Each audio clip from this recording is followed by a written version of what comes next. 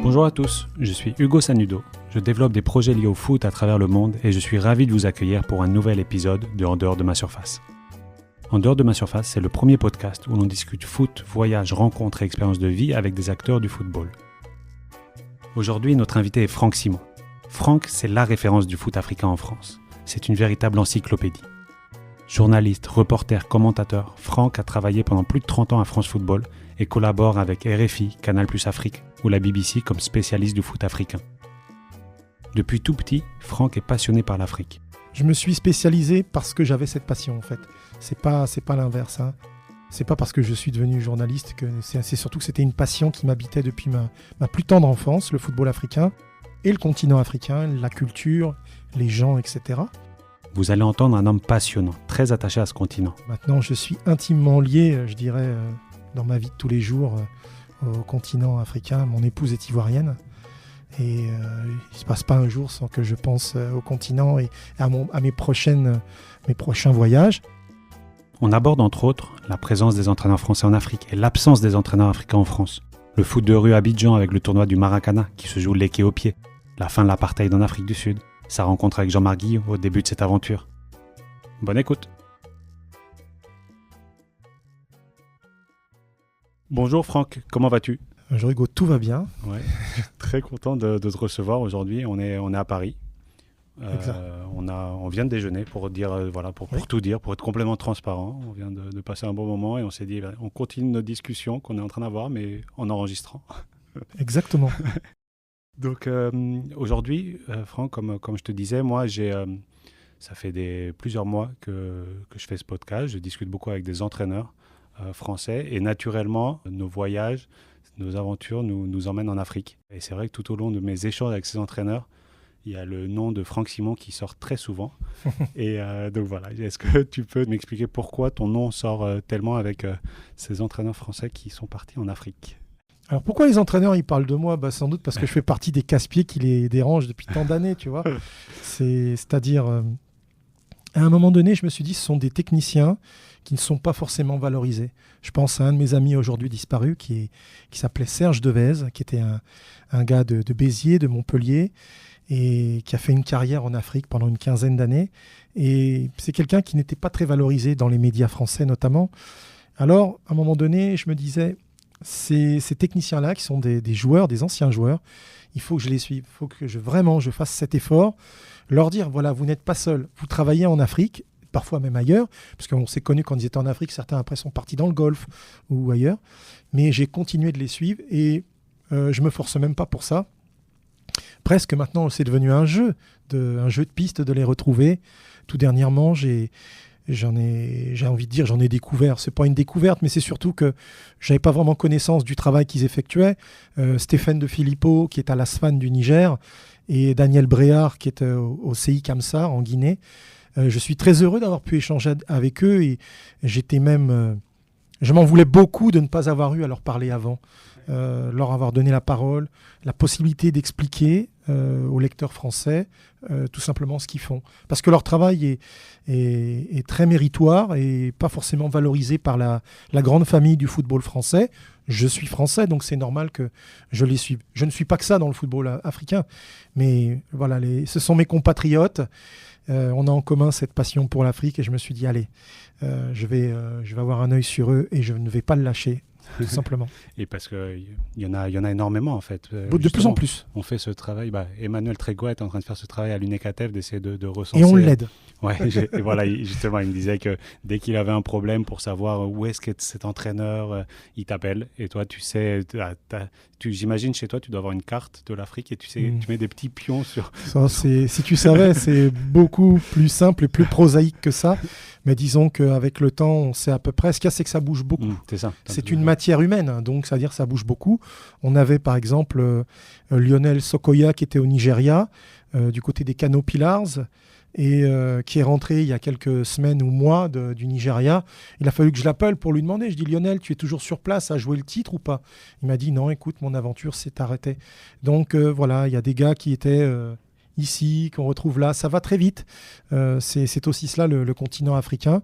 Et du coup, un petit peu comme Manu Trégoat, et c'est pour ça qu'on échange beaucoup tous les deux aussi, c'est d'être en capacité de faire le point sur tous nos compatriotes, toute cette diaspora des entraîneurs français en Afrique. Alors après, je suis aussi les Belges ou les autres, mais bon, ils sont moins nombreux, les Belges. Les Français, ce sont mes compatriotes. Je les connais, je les ai souvent dérangés.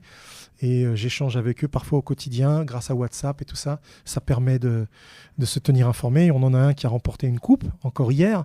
Didier Gomes d'Arosa avec Simba de Dar es Salaam en Tanzanie. Il a fait le doublé. Donc c'est normal. Voilà, on est là, on est au plus proche d'eux. On dit, voyez, on regarde ce que vous faites. Vous n'êtes pas oubliés. La grande famille du football français en Afrique, ce n'est pas que la fédération ou l'UNECATF. Oui. Il y a aussi des gens comme toi, comme moi, qui tout simplement qui nous intéressons à ce travail. Oui, c'est vrai. Et c'est vrai, justement, je pose souvent cette question à l'entraîneur français qui part à l'étranger. C'est si ça ne le dérange pas, cette étiquette de baroudeur, dans ce sens-là où ils sont un peu, des fois, un peu mis de côté, justement, avec le système français. Et il y en a, ils disent, tous me disent, non, c'est une richesse, on est fiers de ce côté de voyageur, en fait. Mais c'est vrai que pour le foot français, des fois, ils sont un peu mis à l'écart. Oui, c'est souvent compliqué, je crois, pour eux de rebondir, en fait, après des missions africaines, parce qu'ils sont un peu connotés. On dit, ouais, c'est des baroudeurs, ils ont fait l'Afrique, alors qu'en fait, en l'espace d'1 an, 2 ans, sur le continent africain, que ce soit une équipe nationale ou un club, mais en fait, tu grandis, tu vieillis, tu gagnes en expérience beaucoup plus qu'un entraîneur, je dirais, français qui va être en national ou en Ligue 2 ou en Ligue 1. Parfois, tu gères aussi des effectifs constellés d'internationaux, avec plein de nationalités, avec, pour ceux qui ont des fonctions étendues, ils sont aussi un peu managers généraux, tu as aussi la caisse, l'argent à gérer. Et certains sont à la tête de très grands clubs auxquels ils n'auraient pas forcément, malheureusement, pu prétendre dans notre pays. Donc, je trouve que cette connotation vis-à-vis d'eux, elle est profondément injuste. Et malheureusement, on a souvent parlé presque d'une malédiction sur les Français qui travaillaient en Afrique, que c'était compliqué pour eux de revenir, qu'ils n'avaient pas forcément la même réussite. C'est vrai que c'est compliqué quand tu as été un technicien dans un grand club africain, une grande équipe nationale, de retrouver une réalité française franchouillarde où ça ne bouge pas toujours, etc. Il faudrait poser la question, si tu ne l'as pas déjà fait, à quelqu'un comme Sébastien de Sabre, qui est à Niort, qui a beaucoup travaillé en Afrique depuis 10 ans. Et voilà, c'est un peu un des rares, non? Voilà, là il est revenu, c'est sa 2e saison au Chamois niortais. Il faudrait sans doute l'interroger, voir comment il a vécu ça. Je pense qu'il a vécu beaucoup plus d'aventures en 10 ans en Afrique. Après, je pense qu'il a eu la satisfaction de sauver les Chamois la saison dernière. Et avec en plus son meilleur ami Sébastien Migné, mais qui entre-temps, tu l'as vu, est reparti en Afrique. Il a pris un club en Afrique du Sud. Donc lui à la bougeotte, Migné.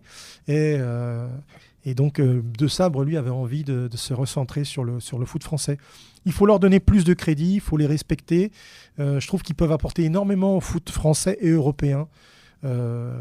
Après, on sait comment les dirigeants sont frileux dans le football français. Il faut que tu trouves des dirigeants qui acceptent de prendre quelqu'un qui est riche de vécu, d'expérience à l'étranger et qui peut apporter tout ça à une entreprise de foot. Et tu crois, toi qui aussi a une vision sur le foot européen en général, il y a des pays où ils sont plus appréciés, ces profils-là? Est-ce que, je ne sais pas, tu as cité la Belgique, ou est-ce que ou l'Angleterre, est-ce qu'il y a des pays qui ramènent plus facilement des entraîneurs qui sont partis à l'étranger, ou tous, on voit finalement que dans le foot européen, c'est toujours compliqué? Non, c'est souvent compliqué, mais je trouve que ça l'est plus dans notre pays. Okay. Dire un entraîneur belge qui a travaillé en Afrique peut revenir dans son championnat, peut retrouver. Après, j'ai envie de te dire, on est dans une période malheureusement de pandémie. C'est comme un virus, cette passion du football africain. Ouais. Une fois qu'on l'a en soi, on n'a plus tellement envie de revenir dans son pays. On se fait son propre réseau. On a envie de continuer de vivre des belles choses. On s'aperçoit qu'on peut vivre son métier différemment, de façon plus riche, ailleurs que coincé dans l'Hexagone. Et moi, je les comprends bien, tous ceux que tu as déjà interrogés et qui ont envie de rester soit sur le continent africain, soit de continuer à vivre l'expatriation professionnelle. Je les comprends parce qu'ils sont heureux.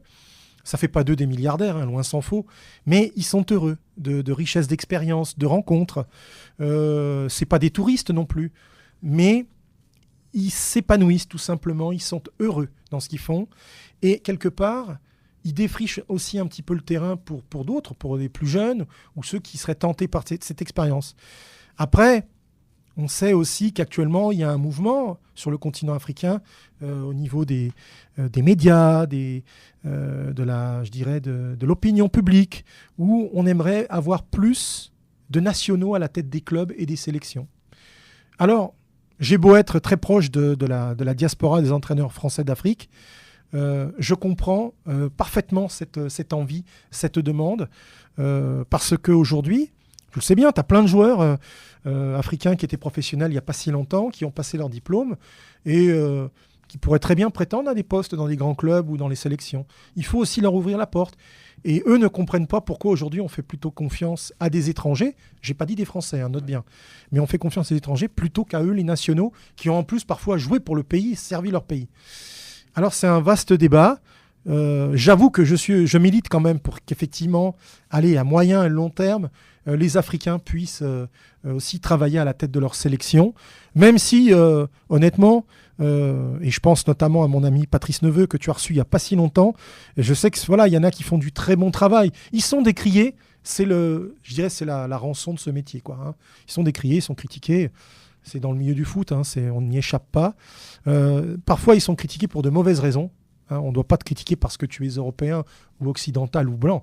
On peut te critiquer parce que peut-être tu n'auras pas eu les résultats. Tu n'auras pas réussi à mettre en place une politique dans le jeu, une identité de jeu, de trouver des nouveaux joueurs, de nouvelles ressources. Il y a des choses qui peuvent être critiquées. En revanche, il ne faut pas critiquer pour les mauvaises raisons. Et puis, il faut aussi regarder la personnalité. Parfois, effectivement, ils peuvent être clivants. J'en ai bien conscience. Il y a certains techniciens français d'Afrique qui sont clivants. Mais il faut les accepter tels qu'ils sont. Avec cette riche personnalité, parfois très cassants comme ils peuvent l'être, mais c'est aussi des raisons qui expliquent qu'ils ont pu durer et aller ailleurs. Voilà. Et puis, il y en a aussi un paquet qui ont envie de transmettre à leurs joueurs. Il n'y a d'ailleurs que ça. Ils ont envie de transmettre à leurs joueurs. Ils ont envie peut-être de leur donner le goût de ce métier de technicien plus tard. Ils travaillent aussi avec des encadrements souvent africains. Donc, ils ne sont pas fermés, loin s'en faut. C'est pour ça que actuellement, on est dans une situation, je trouve, un peu particulière vis-à-vis des techniciens français qui sont en Afrique. Et ça m'attriste un petit peu et en même temps, je le sentais venir. Ouais. Et c'est vrai que les 20-30 prochaines années, forcément, il y aura moins d'entraîneurs occidentaux en Afrique parce que aussi il y aura une montée de niveau des entraîneurs et des formateurs locaux et ouais. Donc forcément naturellement c'est ce qui va se passer en fait. Bien, c'est ce que envisage. Ouais. Voilà, c'est-à-dire un joueur guinéen, camerounais qui aura fait sa carrière en Europe, étant parti du pays, qui aura fait 10-15 ans en Europe, qui aura passé ses diplômes ou au pays ou en Europe, il a envie de revenir aider son pays. Alors, ça peut être dans une académie, ça peut être dans un club ou dans la direction technique auprès d'une équipe nationale. Il faut lui faire une petite place. Il a travaillé aussi pour ça. Après, il y a la question des moyens aussi. Souvent, on dit « Ouais, mais les entraîneurs africains, on ne leur donne pas les mêmes moyens de vivre, d'exister qu'un entraîneur occidental. » Malheureusement, ça a été souvent le cas. Alors après, oui, tu peux me rétorquer, ouais, mais l'entraîneur occidental, lui, il vient dans un pays qui n'est pas le sien. Donc, on le met un peu à l'aise pour qu'il ait un pied-à-terre, peut-être avoir un véhicule, un bureau, etc. Un national, il est dans son pays, a priori, il est censé avoir ce petit truc-là. Bon, c'est pas simple, hein, ces questions-là. Moi, je pense que les deux sont possibles. Je crois que tout est possible. Je crois qu'un entraîneur français, dès le moment où il a envie de s'investir dans la durée, il a tout à fait et parfaitement sa place. Ce qui serait bien, c'est que l'entraîneur africain, de la même façon, puisse avoir sa place dans nos championnats. Et il n'y en a pas assez. Et il y a un vrai souci de ce point de vue-là. Donc, les Africains disent « Ouais, mais vous envahissez nos bancs, mais nous on n'a pas la place sur vos bancs. » Il y a un vrai problème. Voilà. Donc ça, ce sont des choses qu'il faut entendre.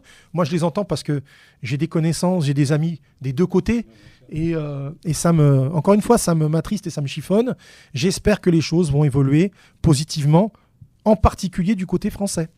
Voilà. On est bien content de pouvoir exporter notre savoir-faire. Et Dieu sait qu'il y a des dizaines de techniciens français hors du pays, mais il faut aussi accepter l'apport d'étrangers dans notre football. Mais pas que des Portugais. Voilà, par exemple, se dire qu'il y a sans doute des anciens internationaux africains qui peuvent très bien travailler. Actuellement, l'entraîneur qui est champion d'Afrique, c'est un Sud-Africain. Il s'appelle Pitso Mosimane. Il a la tête du Ahli du Caire. Il a été formé en Europe. Il a parfaitement sa place dans un club européen, français, anglais ou autre.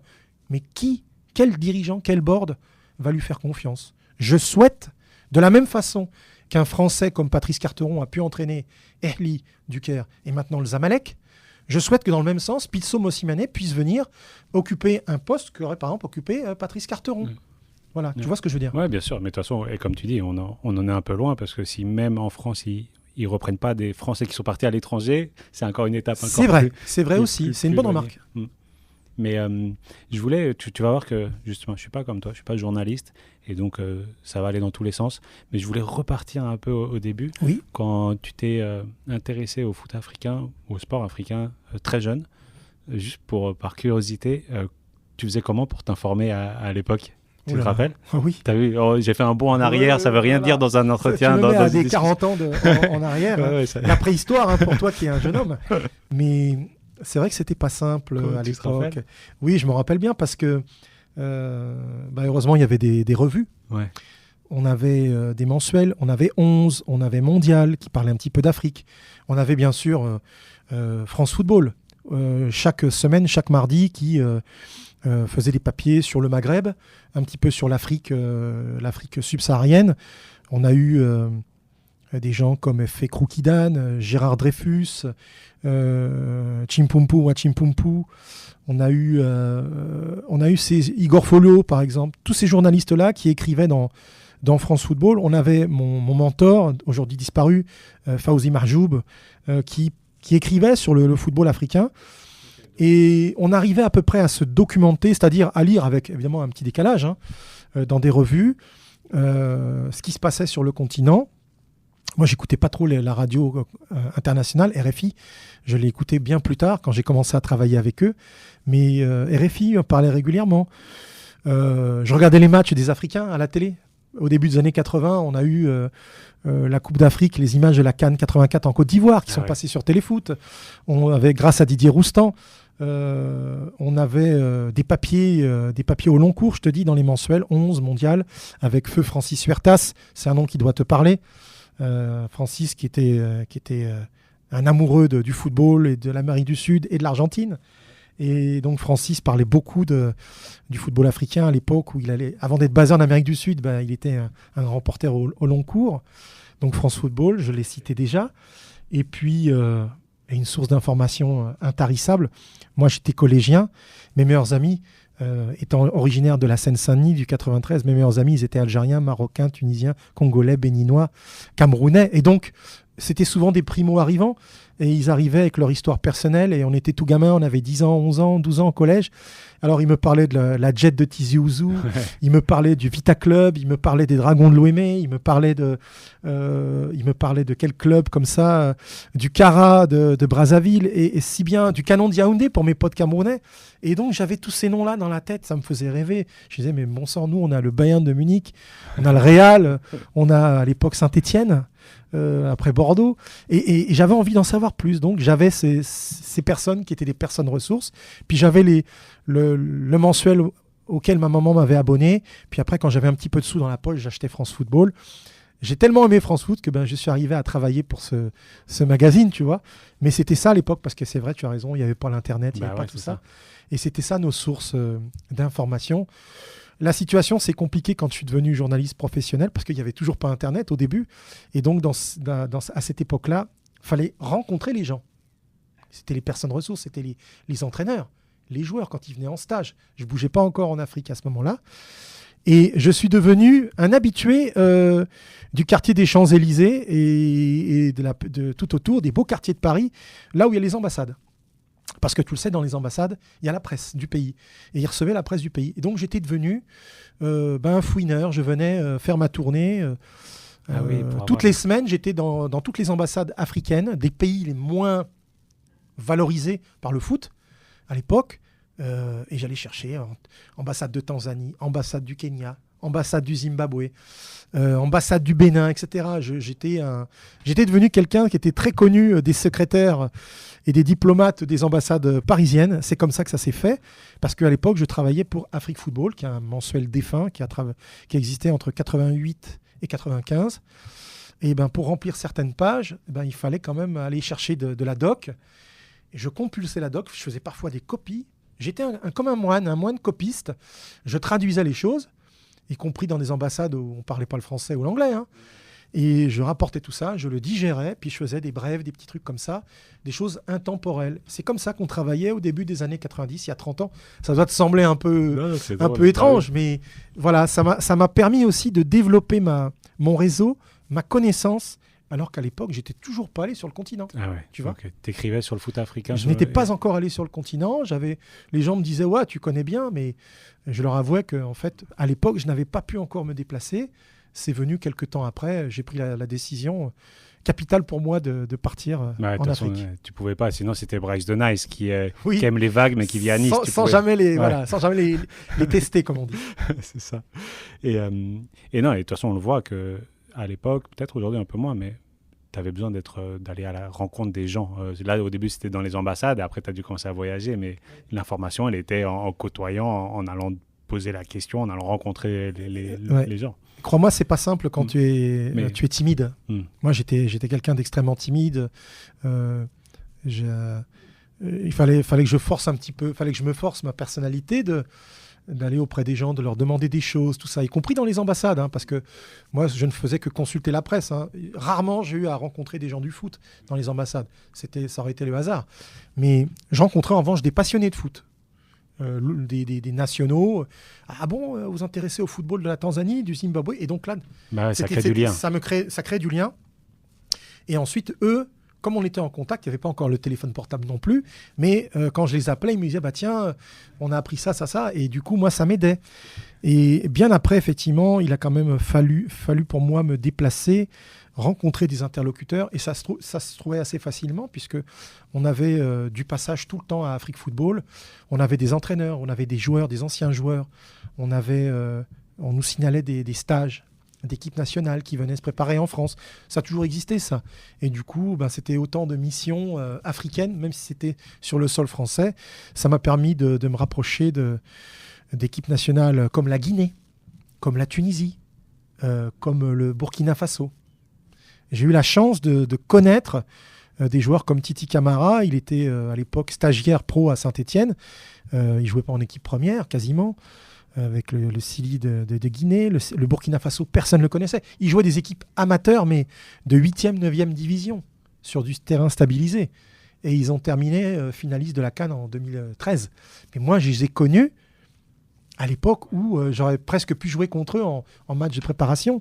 C'était une époque où il y avait un écart énorme. Considérable. Et la chance qu'on avait, c'est qu'ils venaient faire des stages et qu'ils étaient très disponibles. On pouvait rester avec eux, passer du temps.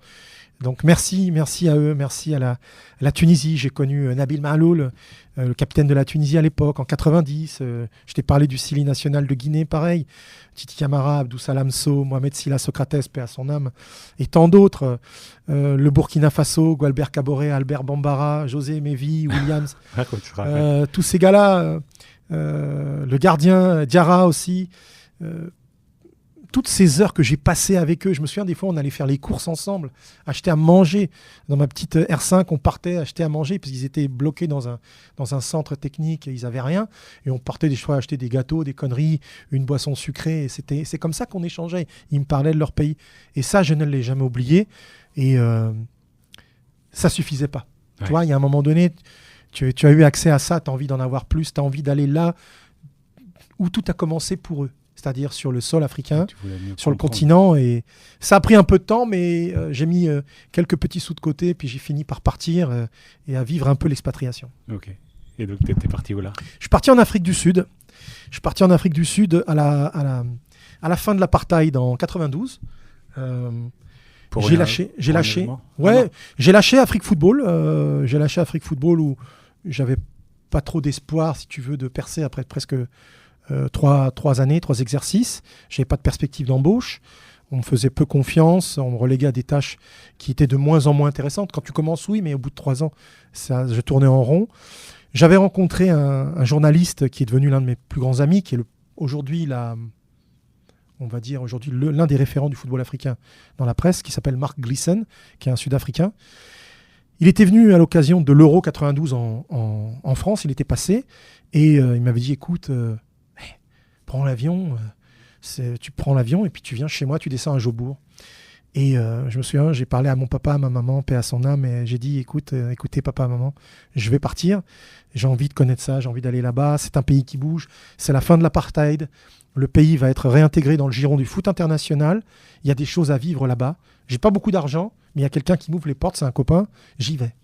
Je suis parti là-bas du jour au lendemain, et j'ai passé quelques mois là-bas, à Johannesburg, et tout de suite, ça a été le contact direct avec le football africain, sud-africain, dans les townships, au Rand Stadium de Johannesburg, qui est un des plus vieux stades. J'ai vu jouer les Orlando Pirates. Mon premier match, c'est le derby historique de Soweto, Moroka Swallows, Orlando Pirates. Inoubliable. Qui jouait au Rand Stadium, un stade avec des tribunes en bois. Et ça a été ça. Et je suis resté plusieurs mois. J'ai vu plein de matchs comme ça. J'ai rencontré Dr Khumalo. J'ai vu le premier match éliminatoire de Coupe du Monde de l'Afrique du Sud sur son propre sol. C'était contre le Congo. La télé sud-africaine m'a demandé de servir de traducteur avec les Congolais. Parce que personne ne parlait français à la SABC. Ils m'ont dit, tiens, tu peux peut-être nous aider. Et ils m'ont invité à la mi-temps du match à venir donner mon point de vue sur ce match que l'Afrique du Sud a gagné 1-0. Et un but de Philemon Chipa Masinga. Et alors c'était super pour moi parce que je découvrais un pays qui ressemblait un peu à l'Europe, dans ces grandes villes, mais qui en vérité un pays qui était en grande souffrance. C'est un pays à plusieurs vitesses où les Noirs souffraient énormément. Il y a un truc qui m'a choqué. Je rentre dans un magasin avec un ami noir sud-africain et il remplissait une fiche pour acheter des meubles. Il avait commandé des meubles et dans le document, on lui demandait de donner sa race. Je lui dis, mais l'apartheid est fini, pourquoi tu vas remplir ça ? Ça m'avait fait mal en fait. Je dis non, tu peux pas remplir ça. C'est pas possible. Il me dit, tu sais, chez nous c'était comme ça. Je dis, mais c'est fini là, vous allez aller vers autre chose. 2 ans après, on sait ce qu'il est advenu, à la fin de l'apartheid et Nelson Mandela élu. Et je suis heureux d'avoir vécu cette période très difficile pour l'Afrique du Sud. Très difficile pour moi aussi parce que j'ai vécu des moments de solitude. J'ai été attaqué en ville après un reportage. J'étais attaqué au couteau à Johannesburg et ça a été un moment... c'est un moment où tu sais tout peut se jouer. Tu peux très bien dire... c'est un moment charnière, c'est un tournant, comme dans un match. Tu aurais pu me dire, tiens, je rentre chez moi. J'ai tout perdu, j'ai plus de papier, j'ai plus d'argent. J'avais commis la bêtise d'avoir ces choses-là sur moi ce jour-là. J'ai été attaqué, on m'a tout piqué.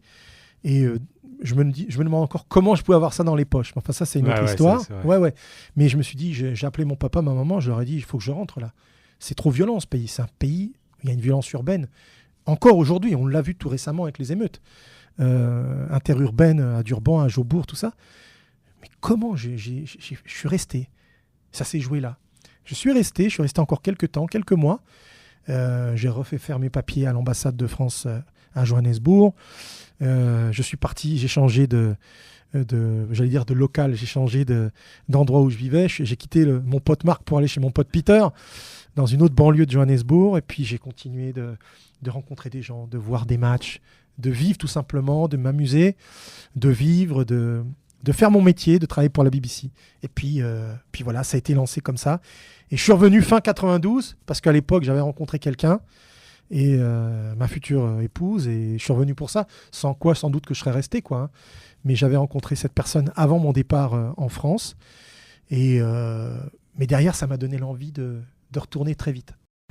Et après, toi, tu as toujours vécu entre les deux, entre la France après, tu es basé en France, je suis parisien, mais toujours l'envie de retourner, faire des reportages, des fois plus ou moins longs.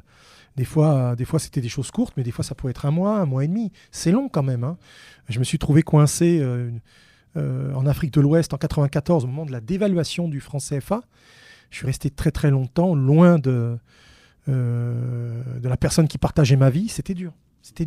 La solitude, t'as beau être entouré de gens, mais la solitude du journaliste tout seul dans sa piole, là... Des fois, tu te dis pourquoi je suis là, je travaille, mais en même temps, je peux pas trop bouger, parce que dehors, il y a des émeutes, tout ça, bon.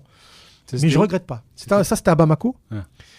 Mais voilà, je dis ça, et en même temps, j'adore le Mali, j'ai beaucoup d'amis au Mali. C'est un pays qui m'a offert une chance extraordinaire en 2002. J'ai pas fait la Coupe d'Afrique pour France Football à l'époque. Et le quotidien national qui s'appelle L'Essor, qui dépend de l'agence de presse, de la MAP, m'avait demandé de venir travailler. Et on avait monté un supplément pendant la CAN organisée au Mali en 2002 qui s'appelait Ntola. Et j'ai travaillé comme si j'étais moi-même un Malien. Et j'ai vécu la CAN au Mali, à Ntola. On faisait les réunions de presse tous les jours, on écrivait ensemble. On était une famille. J'ai beaucoup aimé ce que j'ai vécu. Et ça aussi, ça a été un moment vraiment marquant.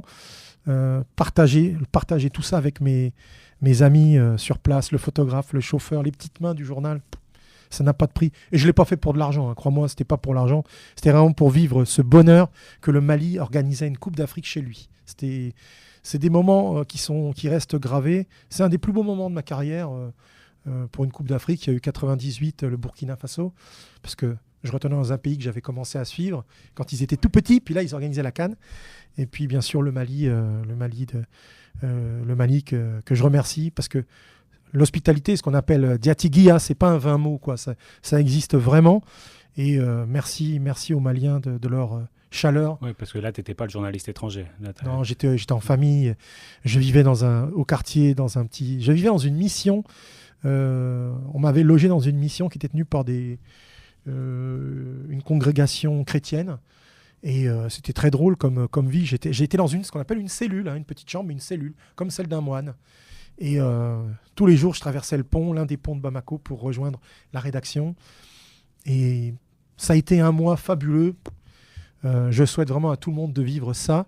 Vivre, en fait, la vie d'un Malien, tout simplement, et en restant humble, en restant toujours à sa place. C'était un laboratoire d'idées, Ntola, ce qu'on a fait en 2002. Et j'en suis revenu, non pas transformé, mais c'était comme une bouffée d'air frais pour moi, quoi, parce que à l'époque, j'étais un petit peu coincé à France Football. Dans ce que je faisais, j'ai tout fait un peu. Et j'avais posé un mois de vacances pour faire ça.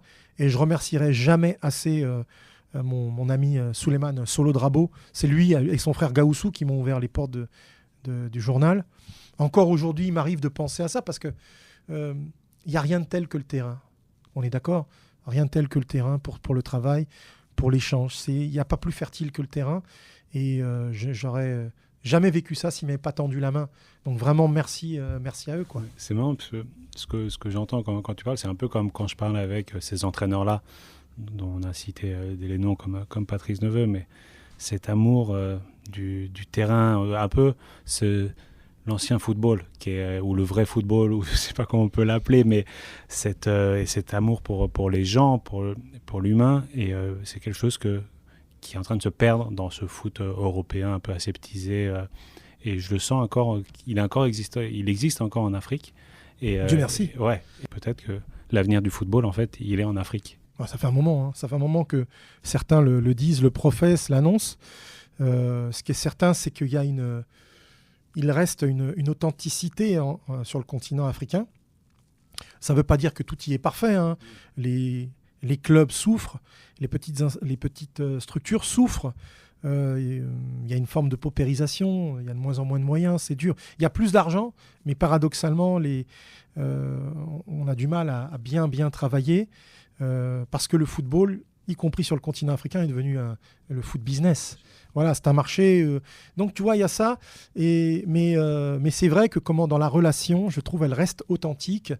C'est pour ça que moi, je continue d'entretenir quotidiennement ce lien avec 55 pays africains, parce que je considère que Zanzibar, c'est le 55e. Voilà, et échanger avec des joueurs et avec des entraîneurs qui me racontent leur réalité. Être en prise avec ça, savoir ce qui se passe, comment ça se passe, quels sont leurs problèmes, quelle est la réalité. Voilà.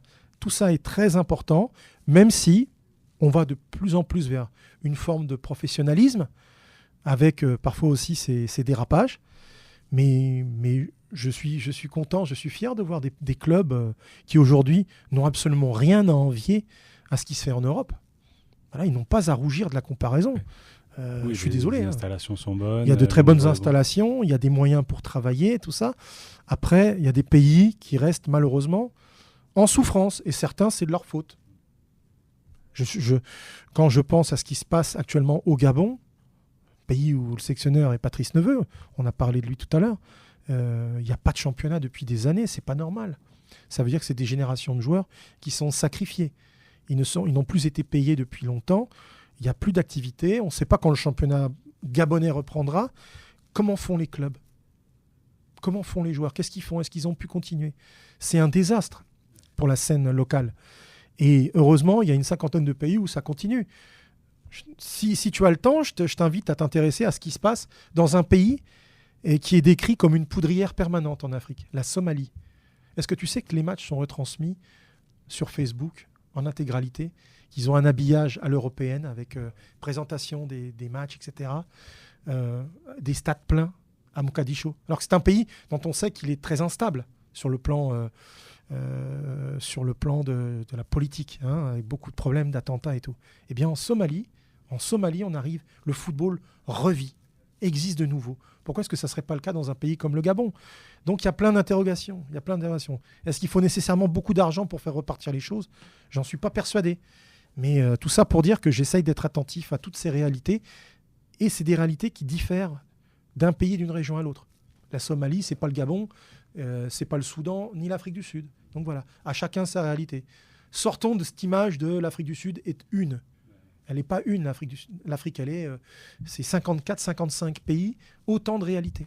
Et ça te fait quoi de te battre contre, ou en tout cas, tu défends ce foot de ces 55 pays, et en même temps, ici, il n'y a pas trop d'intérêt, ou on a du mal à parler de ce foot-là, ou l'autre point dont j'ai cité dans un autre épisode, où il y a un peu que les mauvaises images de ce foot africain. On ne parle pas de la Somalie, on ne parle pas de ces stades pleins et de cette retransmission à l'européenne, ou c'est encore mal dit à l'européenne, mais bon, cette retransmission de très bonne qualité en Somalie. On parle de ces sélections qui voyagent et qui sont obligées de dormir à l'aéroport parce qu'il y a un problème avec leur passeport. On parle que de ces côtés-là qui font le buzz, mais qui sont pas... Il n'y a pas que ça. Ça te fait quoi, tout ça ? Mais en tant que journaliste, j'ai envie de te dire qu'on peut faire les deux.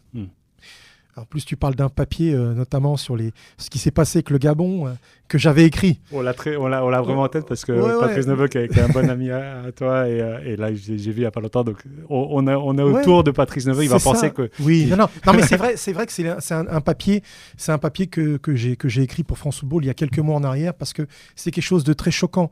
En l'occurrence, où est l'hospitalité à l'africaine ? On a laissé des gens dormir à terre dans un aéroport. Et en fait, tout ça a eu des effets extrêmement négatifs sur la préparation d'un match de Coupe d'Afrique des Nations, qu'ils ont perdu d'ailleurs contre la Gambie. Donc, je crois qu'on peut parler de tout. On n'en a pas fait les choux gras, parce qu'on n'en a pas fait la une. Mais c'est normal de parler de ça, parce qu'on parle aussi des choses qui ne fonctionnent pas ou qui fonctionnent mal. Le problème des tests, la tricherie sur les tests Covid en Afrique, c'est une réalité. C'est pas faire le buzz avec, c'est dire que ça existe et qu'il y en a qui en usent et en abusent pour piéger des adversaires. Voilà. Je pense qu'on peut parler de tout, qu'on peut parler des réalités positives, et il y en a beaucoup. Et puis, il y a aussi des moments où il faut parler de ce qui peut fâcher et ce qui fonctionne moins. Ça, c'est ma vision médiatique, tu vois. Bien sûr. Mais après, moi, je parle pas des journalistes, mais plus sur les gens ici en France, que ça les intéresse pas. Ça, c'est vrai, mais ça a beaucoup changé là encore. Ayant commencé ma petite carrière dans les médias en 89-90, à l'époque, c'était pire. Alors là, maintenant, on arrive régulièrement à la radio, à la télé, dans la presse écrite, on arrive à faire des papiers et parler de ça, et on sait qu'on va trouver des oreilles ou des yeux attentifs. Ça a été pour moi, effectivement, comme une sorte de combat. Ça a un peu échappé aux gens et c'est pas bien grave, honnêtement, je leur en veux pas. Mais c'est vrai que moi, pendant des années, je me suis fait fort comme ça de faire la promotion du football africain. Et ça m'a valu des fois d'être un peu moqué en disant « Ouais, c'est une démarche paternaliste, etc. » Non, je le faisais pas sous cet aspect-là. Je me disais, on parle, on ne valorise, on valorise plus aujourd'hui l'Amérique du Sud, qui est bien plus loin de chez nous, que l'Afrique, alors que notre pays, en l'occurrence la France, a quand même mis le pied depuis 150 ans, 200 ans en Afrique, a pillé ses ressources, ses richesses, y compris humaines. Et je ne vois pas pourquoi aujourd'hui on ne valoriserait pas justement cette richesse-là, sportive en particulier, non pas les défendre, mais les mettre en avant, mettre ces réalités positives en avant. Et c'est pour ça que je parlais, j'étais content d'être l'un des premiers à évoquer Titi Camara à l'époque, et d'autres, quoi. Pierre Aubameyang, le papa de Pierre-Emerick Aubameyang, etc. C'est un de mes amis, Pierre. Je le connais depuis plus de 30 ans. Et j'ai vu Pierre-Emerick tout petit, à l'époque, à la maison. C'était rigolo, d'ailleurs, de le voir tout minot. Abedi Pelé, avec ses fils. Pareil, on les a connus gamins. Donc ça fait bizarre après de les voir quand ils ont la trentaine. Il y a beaucoup d'exemples comme ça. Je suis heureux d'avoir fait partie de ceux qui ont cru à ça, qui ont cru à ce football, à ses qualités. C'est pas une fierté, c'est simplement de se dire c'est un football qui méritait qu'on s'y intéresse sérieusement. Voilà, parce que la plupart du temps, tu as raison. C'était pour s'en moquer. Les problèmes de primes avant les Coupes du Monde, les sélections bloquées dans les aéroports, etc. etc. Il y a même un moment donné, on parlait que des, entre guillemets, pas de la sorcellerie, mais voilà, de toutes ces pratiques mystiques, etc. Il faut arrêter avec ça. Bien sûr, ça fait partie des réalités, mais ce n'est pas que ça. C'est autre chose, le football africain. C'est un football qui est compétitif, même si honnêtement, ces dernières années, au niveau des équipes nationales, il nous a plutôt rendu tristes. On n'a pas vu d'équipe en capacité d'aller chercher une Coupe du Monde ou de remporter encore un titre olympique. Il n'empêche, moi c'est ma passion, je continuerai jusqu'à mon dernier souffle. On a de la chance alors d'avoir quelqu'un comme toi et j'espère que vous êtes plusieurs. Oui, il ne faut pas s'inquiéter. Ouais. Heureusement, il y en a. Okay. Il y en a d'autres. Et je voulais parler, j'ai plein de sujets, malheureusement on ne va pas pouvoir parler de tout, mais non, le foot de rue en Afrique, c'est vraiment visuellement, j'en parle, je pose souvent cette question, ça doit être assez impactant maintenant qu'il n'existe plus ici. Et puis le foot de rue, ça peut être ce qu'ils appellent le Maracana, par exemple en Côte d'Ivoire, sur des petits terrains, donc des petits terrains bétonnés avec des mini-buts, des petits poteaux. On joue à 4-5, il y a des championnats, il y a une fédération et tout. Le Maracana, ça s'appelle le Maracana. C'est du foot, c'est du foot très technique en fait. Il n'y a pas de gardien, des buts très très très bas. Ouais. En fait, voilà, tu peux pas besoin d'un gardien en vérité. Tu mets un joueur de champ.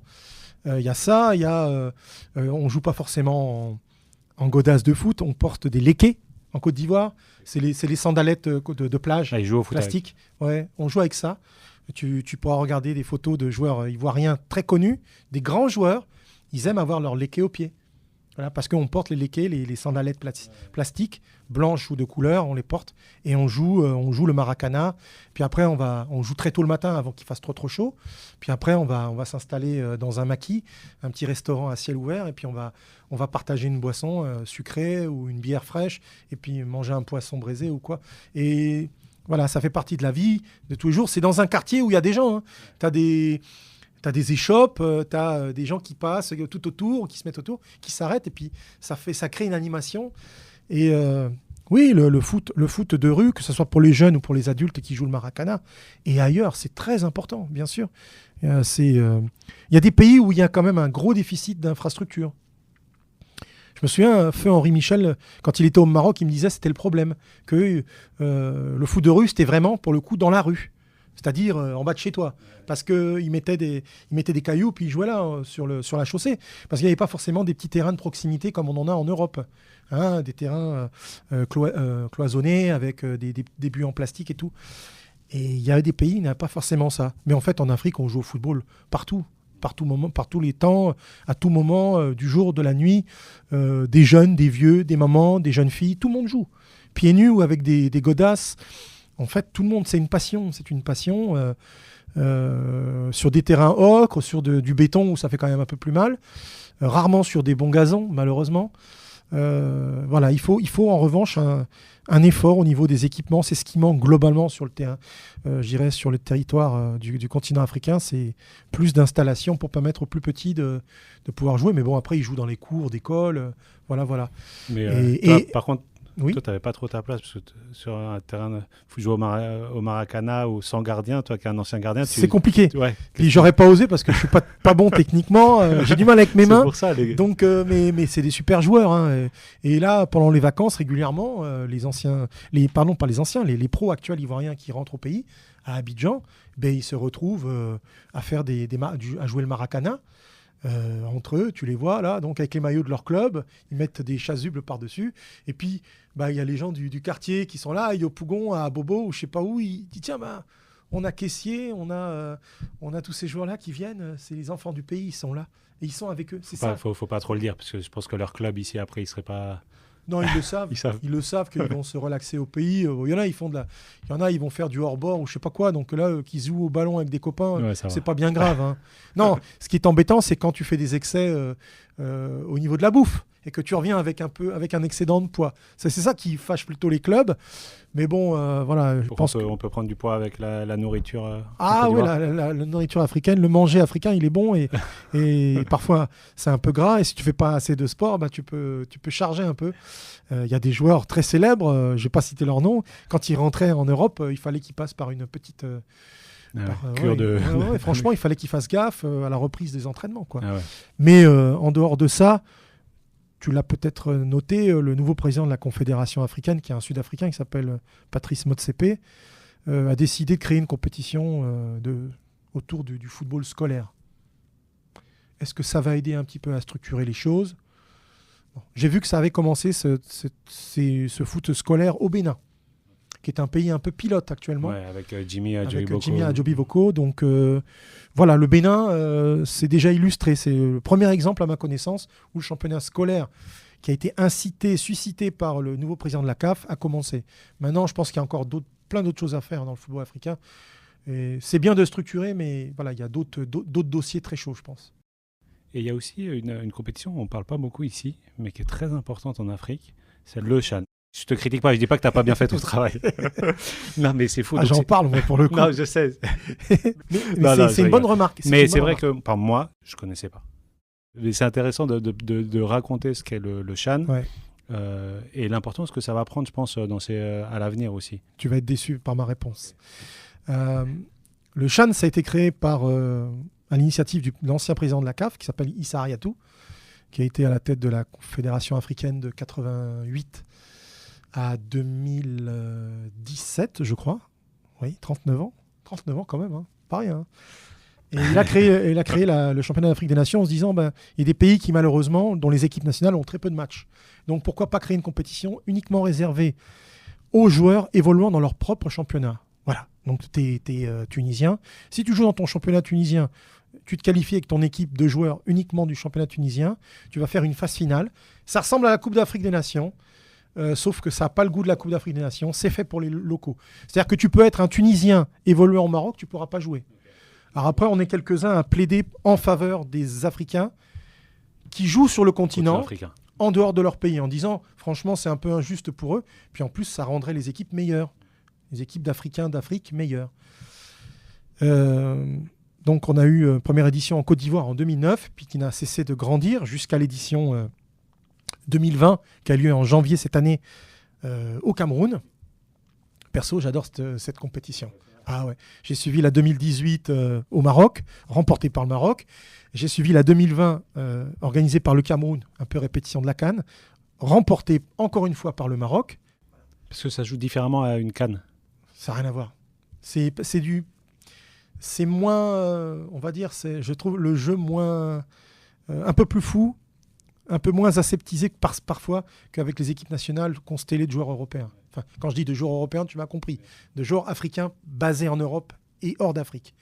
Voilà, donc c'est un football un peu plus libéré, peut-être plus de déchets, un peu plus fou dans son expression. Et puis tu découvres plein de types.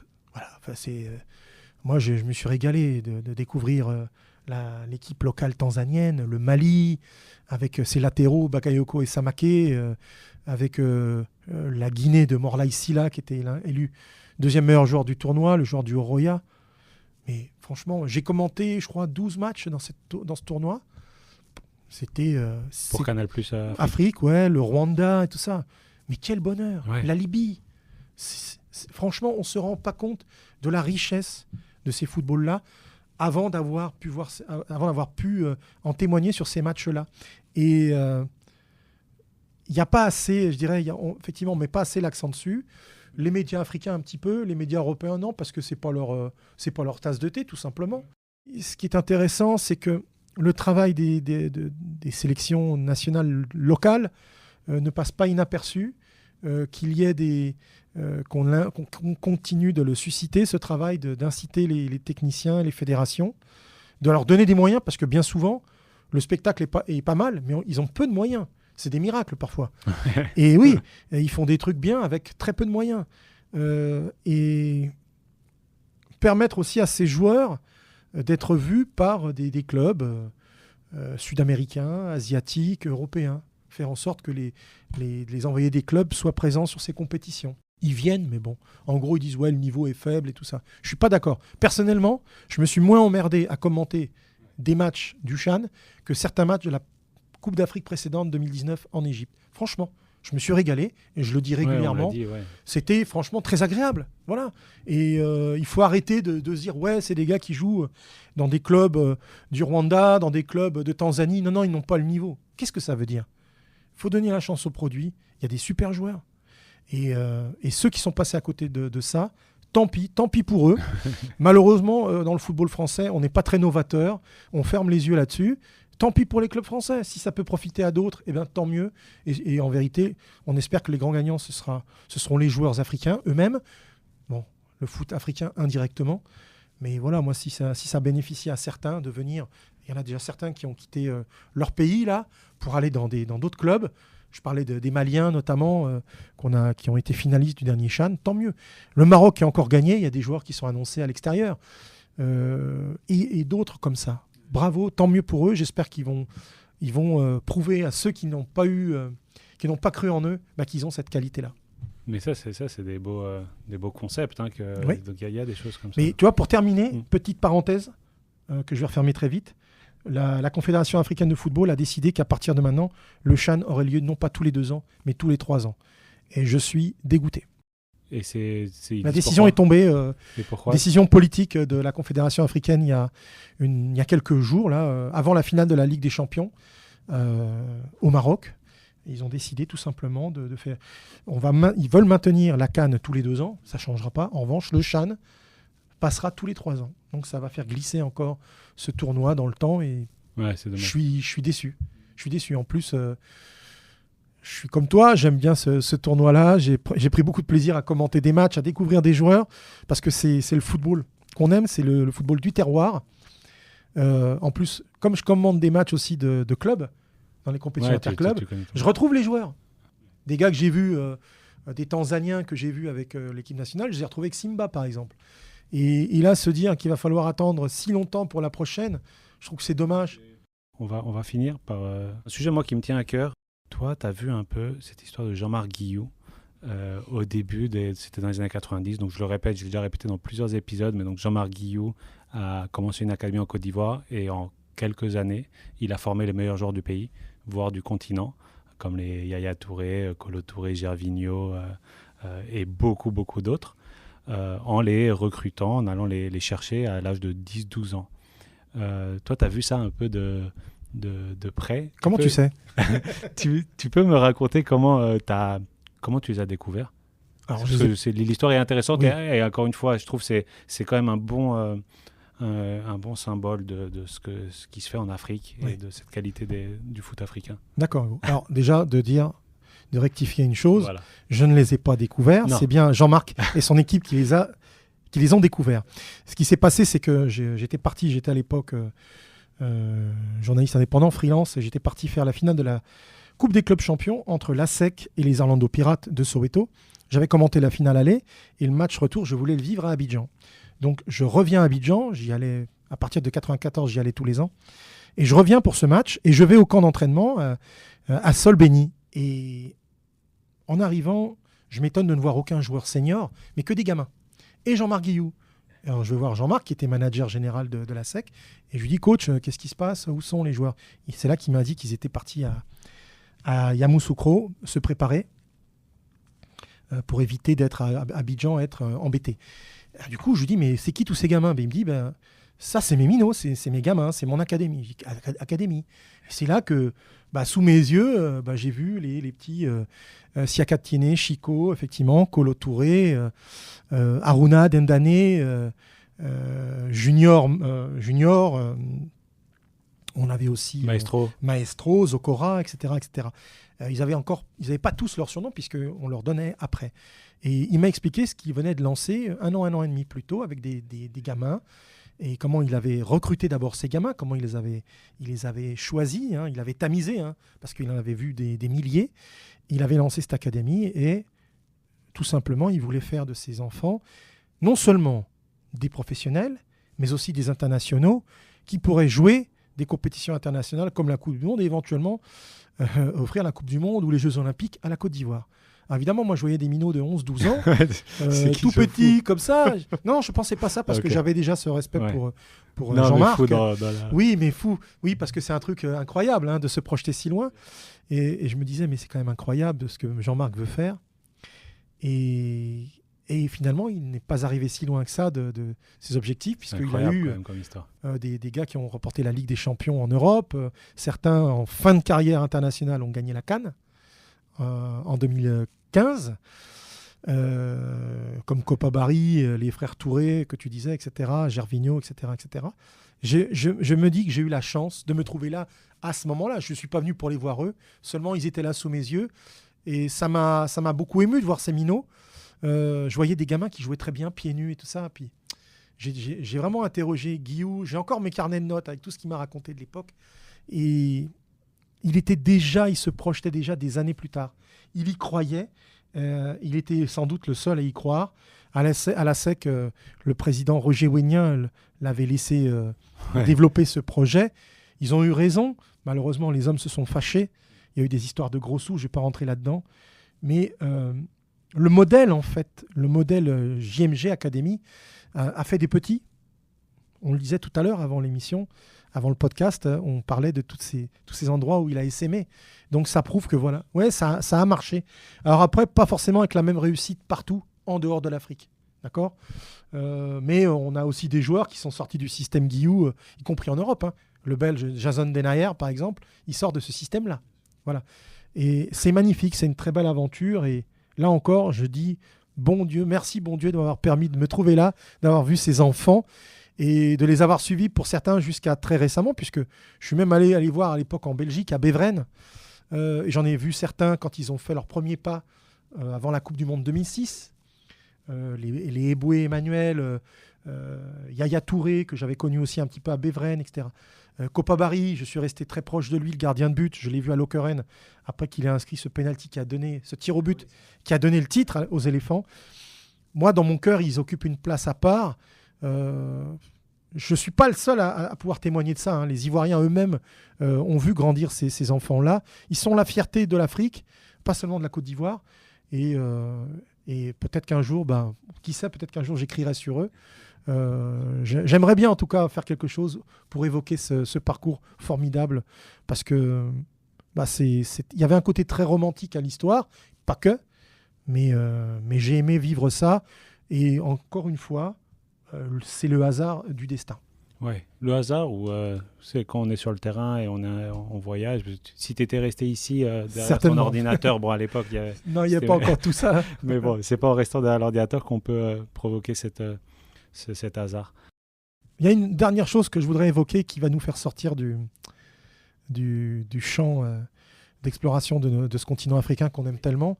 Je voudrais évoquer en fait ce qui aujourd'hui reste mon meilleur souvenir professionnel. Alors je l'ai déjà écrit, mais là ça me permet de le verbaliser.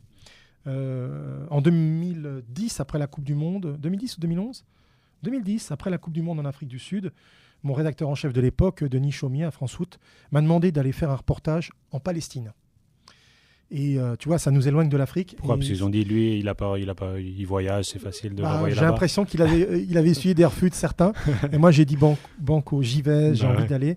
J'ai vécu une semaine fabuleuse en Cisjordanie. Ça m'a valu beaucoup de critiques, des insultes. Mais ce que j'ai vu sur place, la détresse des gens, ça m'a aussi évidemment fait penser au continent africain, certaines situations. J'ai vu jouer l'équipe nationale, j'ai vu l'équipe féminine. J'ai eu la chance de côtoyer 2 hommes formidables, le sélectionneur et son adjoint qui est Nordin Ouldali, qui ensuite est revenu en Palestine, qui est un franco-algérien. Et le sélectionneur national, c'était Moussa Bezaz, donc lui aussi franco-algérien. Et ils m'ont ouvert les portes de cette équipe nationale du football palestinien. Des 11 ans après, je reste marqué par ce voyage et par tous les épisodes, parce que c'est moins le ballon que les rencontres. Et c'est ce que j'aime dans ce métier, c'est les rencontres avec les gens. Et voilà, j'ai vu beaucoup de choses qui me faisaient penser aussi au continent africain. Et mon bonheur pour eux, ça a été de voir que des années après, la Palestine, avec toutes ses difficultés pour exister, pour vivre et survivre, eh bien, ces footballeurs ont réussi à la qualifier 2 fois pour la Coupe d'Asie des Nations. Dans des pays comme ça, que tu évoquais aussi la Somalie, où tout peut être compliqué, mais le foot continue à exister et ça marche. Et les gens ils continuent à jouer. Et c'est ce qu'on aime. Voilà. Et puis en fait, c'est un passeport, pour le bonheur, pour mettre du sourire sur le visage des gens. Les gens souffrent, mais il y a le match. Les gens, des fois, attendent toute la semaine pour avoir un match à se mettre sous les yeux. Et pendant ces moments-là, ils oublient un peu les souffrances. Pendant quelques heures, quelques minutes, on a un peu de bonheur grâce à ce ballon qui est là, qui roule et qui nous permet de rencontrer plein de gens et qui devrait être un vrai facteur de paix, je trouve, et d'union, d'unité, mais qui ne l'est pas toujours et qui malheureusement parfois déborde sur des violences terribles. Et ça, c'est un petit peu le bémol. Mais bon, je ne vais pas jouer les donneurs de leçons. Je souhaite vraiment continuer à vivre ces moments-là parce que c'est ce qui fait le sel de la vie. Les rencontres, le terrain, et puis encore beaucoup d'années à sillonner le continent africain, puis échanger. Et quand tu as entendu dans cette dimension d'échange, donner et apporter aux autres. C'est pas prendre, c'est donner aux autres. Ouais. Je te le souhaite, je nous le souhaite. Merci beaucoup, à toi. Franck. À très bientôt. Hâte de continuer à te suivre et suivre tout ce que tu vas nous raconter sur ce foot africain et sur ce foot international. Merci à toi et puis bon vent à ce podcast qu'on apprécie déjà beaucoup, comme tu le sais. Merci beaucoup. Merci Franck pour ce moment de partage. Je dois te dire, depuis que j'ai commencé ce podcast, j'ai discuté avec plein d'acteurs de foot africain et notamment des entraîneurs et j'ai entendu que du bien sur toi. Je ne comprenais pas au début. C'est pas très courant pour un journaliste. Mais maintenant, je comprends mieux. J'ai senti un homme intègre avec des convictions fortes pour valoriser le foot africain et un amour profond pour ce continent. Voilà, vous venez d'écouter le 26e épisode de En dehors de ma surface. J'espère que vous avez aimé. Et si c'est le cas, n'hésitez pas à en parler autour de vous et à mettre 5 étoiles sur Apple Podcast. À bientôt. Baila, baila.